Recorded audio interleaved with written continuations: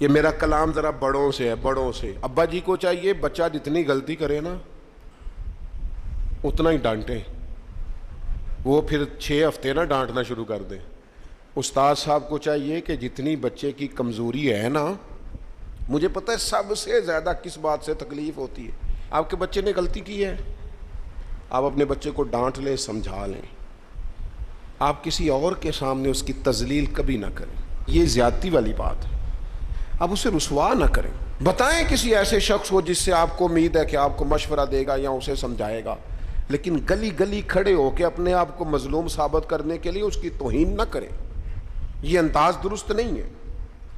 اس سے بچوں کی انسلٹ ہوتی ہے، وہ کمزور پڑ جاتے ہیں، ہر جگہ رونا رونا میرے بچے اچھے نہیں، میں بڑا پریشان۔ کیا بات کر رہے ہیں آپ؟ یہ بچہ تو آپ کی کمائی ہے، اساس ہے، حسن ہے، نسل ہے، اصل ہے، اور اس قدر زیادہ تکلیف دینا، جگہ جگہ شکایتیں، جگہ جگہ باتیں۔ ہمارے بچے ہمارے ہیں نا، تو ان کی عزت کس کی ہے؟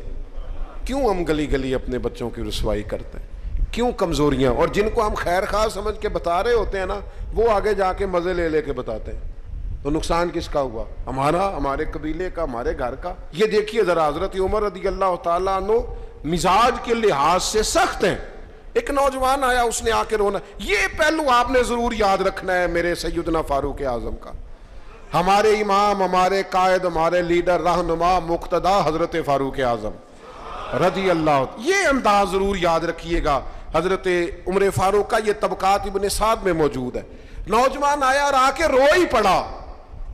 حضرت عمر نے اس کو روتے دیکھا تو فرمایا بیٹا کیا ہوا؟ کہنے لگے حضور فلاں علاقے کے فلاں گورنر صاحب کا مسئلہ ہے، حضور مجھ سے غلطی ہو گئی تھی، میں شراب پی بیٹھا تھا، انہوں نے مجھے درے بھی مارے ہیں، پھر انہوں نے لوگوں سے کہا اس کے ساتھ میل ملاپ چھوڑ دو، کوئی اس سے بات نہ کرے، حضور مجھ سے غلطی ہو گئی، میں مانتا ہوں، پر اتنی اذیت، اتنی تکلیف، جب مجھے سزا مل گئی، کوڑے لگ گئے، تو پھر یہ الگ سے جو سزائیں مجھے دی گئیں، یہ میں حضرت عمر کی بات کر رہا ہوں۔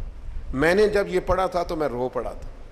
حضرت فاروق اعظم نے اس نوجوان کی بات سنی، سنو میں کیا کہہ رہا ہوں، اس گناہگار کی بات سنی، اس گناہگار کی بات سنی تو حضرت عمر رو پڑے اور فرمایا بلاؤ نا ان گورنر صاحب کو، وہ بھی بڑے سمجھدار، باوقار، بڑے آدمی تھے، بلایا اور بلا کے فرمایا آپ کا اس جرم پر غصہ بالکل ٹھیک، لیکن آپ کو کس نے اجازت دی کہ آپ اسے اتنی تکلیف دیں؟ آپ نے کوڑے مار لیے جو سزا بنتی تھی، اور پھر آپ نے کیوں کر کے لوگوں سے کہا اس سے ملنا جلنا چھوڑ دیں؟ فرمایا اب میں آپ کو حکمن کہتا ہوں، اگر آج کے بعد آپ نے کوئی ایسا کام کیا تو میں آپ کو سزا دوں گا۔ فرمانے لگے آپ نے کہا تھا نا لوگ ان سے ملے جلے نہ، فرمایا اب آپ ہی لوگوں سے کہیں ان سے ملاقات شروع کریں۔ جب انہوں نے توبہ کر لی، اپنا گناہ مان لیا، جب اقرار کر لیا، معافی مانگ لی، اب سزا کا کیا معنی ہوا؟ اب تکلیف کا کیا معنی ہوا؟ سیدنا فاروق اعظم رضی اللہ تعالیٰ عنہ فرمانے لگے اگر یہ سچی توبہ کر لے تو پھر تو ان کی گواہی بھی قبول کی جائے گی، ان کی گواہی تک ہم قبول کریں گے۔ وہ کسی نے کہا تھا الجھے الجھے بکھرے بکھرے روز و شب دیکھے گا کون، لوگ تیرا جرم دیکھیں گے سبب دیکھے گا کون۔